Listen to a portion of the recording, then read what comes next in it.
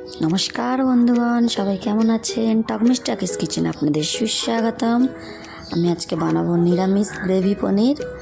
তো এটা আমরা বাঙালিরা অনেকেই বানিয়ে থাকি। এটা নিরামিষ দিনে খুব ভালো একটা পদ। তো আমি এর জন্য এখানে 200 গ্রাম পনির নিয়েছি, একটু আলু গাজর দেবো, একটু টমেটো আর একটু অল্প আদা।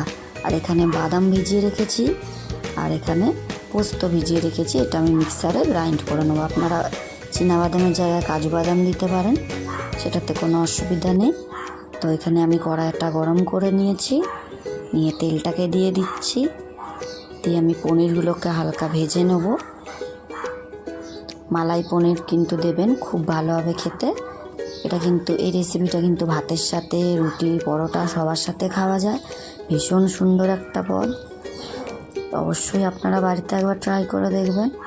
তো আমার পনিরগুলো একে একে ভাজা হয়ে যাচ্ছে। তো আমি পনিরগুলোকে তুলে নিয়েছি।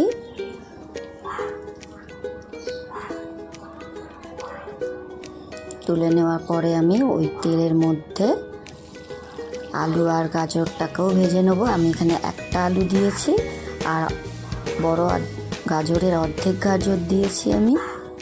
ওটাতেই আমার হয়ে যাবে। ওটা ভাজা হতে হতে আমি এখানে মশলাটা পেস্ট করে নেব।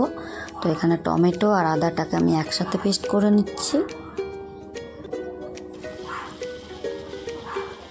দেখুন, আমি কিন্তু টমেটো আদাটাকে পুরো পেস্ট করে নিচ্ছি।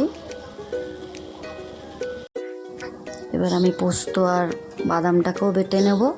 তো পোস্ত আর বাদামটাকে আমি একসঙ্গেই বেটে নিচ্ছি। নিয়ে এর সঙ্গে 4টে কাঁচা লঙ্কা দিয়ে নিচ্ছি। দিয়ে আমি একসঙ্গে এটাকে পেস্ট করে নিয়েছি। এদিকে আমার আলু আর গাজরটাও ভাজা হয়ে গিয়েছে। আমি এটাকে তুলে নেব। এটা কিন্তু খুব সহজ একটা রান্না, আপনারা অবশ্যই একবার বানিয়ে ট্রাই করে দেখবেন।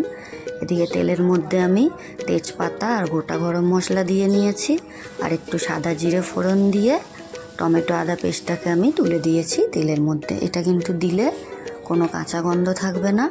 আর এর মধ্যে মশলা দিচ্ছি আমি 1 চামচ, ছোটো চামচের 1 চামচ দিচ্ছি জিরে গুঁড়ো আর কাশ্মীরি লঙ্কা। এখানে ঝাল লঙ্কা আমি দেবো না, যেহেতু কাঁচা লঙ্কা দিয়েছি।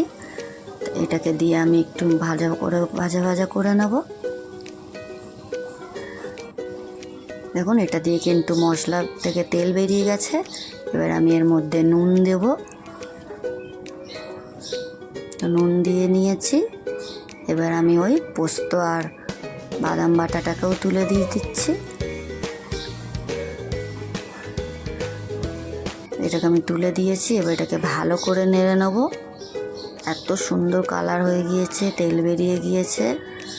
তো এবার এটাকেও আমি একটু কষে নেব। নিয়ে অল্প সামান্য একটু হলুদ দিয়েছি। পনিরে কিন্তু হলুদ না দিলেও চলে, সেটা আপনারা জানেন ভালো মতন। তো এবার আমি মশলাটা ভালো করে কষে নিয়ে আলু আর গাজরটাকে তুলে দিচ্ছি এর সাথে কষার জন্য, যাতে এর মধ্যে ঢোকে মশলাটা। আলু আর গাজরের মধ্যে মশলাটা ঢুকে গেছে।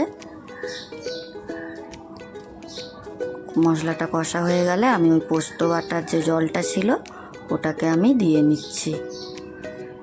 দিয়ে পনিরগুলো দিয়ে এবার আমি এটাকে সেদ্ধ হতে দেব। এটাকে ঢাকা দিয়ে দিচ্ছি। দিয়ে আমি এটাকে 15 মিনিট হতে দিয়েছি।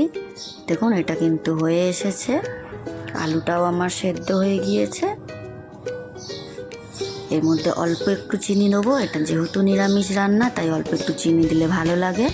আর আমি এখানে অল্প একটু কাসুরি মেথি দিয়েছি, এর জন্য টেস্টটা খুব ভালো হবে এবং রেস্টুরেন্টের মতো হবে। আর 1 চামচ ঘি দিয়েছি। তো দেখুন, রান্নাটা কিন্তু আমার হয়ে গিয়েছে। আমি ঢেলে নিয়েছি। আপনারা কিন্তু জানাবেন অবশ্যই কেমন লেগেছে, এবং অবশ্যই আমার চ্যানেলটিকে লাইক, কমেন্ট, শেয়ার এবং সাবস্ক্রাইব করে দেবেন।